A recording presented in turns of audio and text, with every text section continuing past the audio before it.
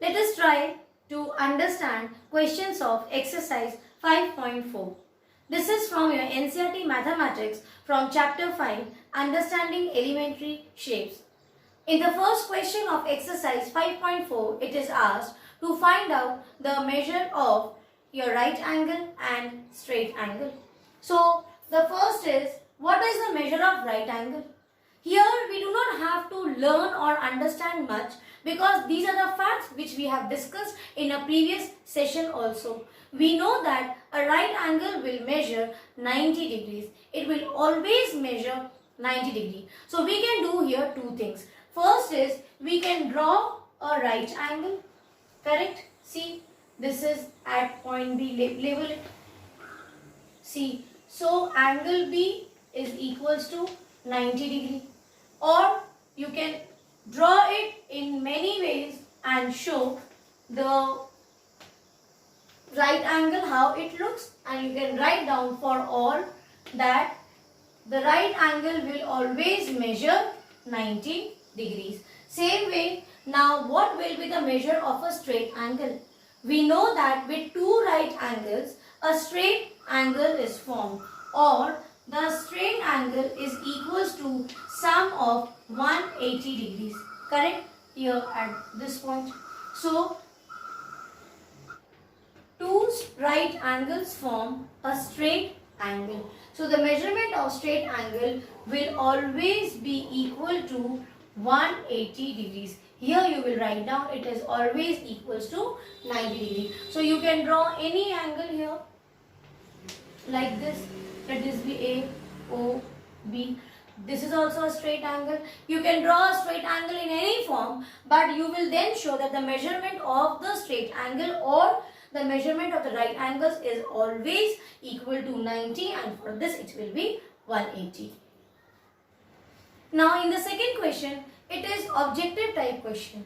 Here they are asking you to say whether it is true or false. The first statement is the measure of an acute angle is less than 90. That is true. We have discussed that the measurement of acute angle will be in between 0 degrees and 90 degrees. That is more than 0 and less than 90. So less than 90 is correct. So here you will write down yes, this is true. Correct. Then the second statement is that the measure of an obtuse angle is also less than 90. How is this possible? If this is acute less than 90, then how can obtuse be also less than 90? If it is less than 90, it is acute. So this statement is wrong, because for it to be obtuse angle, it has to be between 90 to 180 degrees. That is more than 90 and less than 180 degrees. So this time the statements will be false. This statement is incorrect. Now the third one is the measure of reflex angle is more than 180. What do we mean by reflex angle? The angle which measures more than 180 but less than 360. That is correct. The measurement of reflex angle will lie more than, it has to be more than 180. It is between, you can say 180 to 360. That is more than 180 but less than 360. So for this statement it is correct. It has to be more than. See, otherwise the answer is partially correct for first and second. Because for reflex also it has to be more than 180 but less than 360. The second condition they have not given, they are not saying anything. So we will not discuss about that. Otherwise, if the complete statement was for it to be a reflex angle, it has to be more than 180, less than 360. Then that is a completely correct statement. Here also, but you can write down, yes, this is correct. The first statement, the first part of the reflex angle condition is still correct. Now, the last one is the measurement of one complete revolution is 360.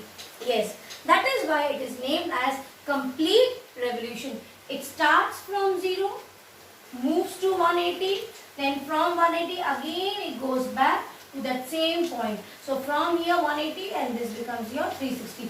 That is why it is shown like this. This is your one complete revolution. This is why it is equal to 360. The fifth objective of second question is that the measurement of angle A is given as 53 degrees and measurement of angle B is given as 35 degrees. They are asking you that is measurement of angle A more than measurement of angle B. Let us write down. Measurement of angle A is 53 and measurement of angle B is 35. Which value is greater? 53 degree is greater. Therefore, measurement of A will be greater than measurement of angle B. So, for this also the answer is yes, or it is, you will say true and false is asked. So, for all the yes, wherever we got, you will change it to true, and wherever we got the incorrect statement, we are written no, that will be your false statement. So, this completes your second question. The third question is again very easy and interesting. In this question, they are asking you to write down some measurements of angle of acute angles. That is, you write down the measurement of some angles which are acute angles and some which are obtuse angle. So, we know for acute angle, the angles that is more than 0 and the last is 90, that is less than 90. So, you will draw any angle, take it as 73, you take it as 36, any angle of your choice, you draw, measure it from your protector, write down the value, and say for example here angle is formed, correct, this one, so label this vertex as OAB. So this will be measurement of angle O equal to 73 degrees. Same way for this, let this be vertex EFG. Where is angle formed? Angle is formed at vertex E.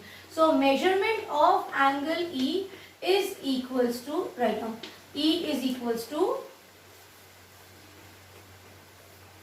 so measurement of angle E is equals to 36 degree. Or one more thing, I have told you before also, angle is formed at E, but the two arms vertex, what are those two? Those are F and G. So write down F and G. That way also you can write down that the measurement of angle FEG is equals to 36 degree. They are asking you write down the measurements of some angles which are obtuse angle. So for an obtuse angle, you know it will be more than 90 but less than 180. It is in between 90 to 180 degree. So you will draw any angle, measurement should be more than 90. Here suppose this is 110 degrees. So let it be EFG. So measurement of angle F, because angle is formed at vertex F, so it will be 110, or you can also label it as measurement of angle F, but other two vertices are E and G is equals to 110 degrees. So like this you will draw few more angles. I suggest to use your protector, measure those angles, draw it and then write down the values, suggesting that these are the values of obtuse angle or acute angle. The fifth question is that first you estimate, look at the figure and on your own suggest first what should be the measurement of angle A and B. So that is the approximation what you have to take on your own. Now let us see if I approximate this angle A. I know this is less than 90, correct? So see, this is my 90 degrees. What do you see? It is almost half of this, yes or no? So I think the approximation for this is, it will be in between 45, something like that, in 40s, okay? And for this also see,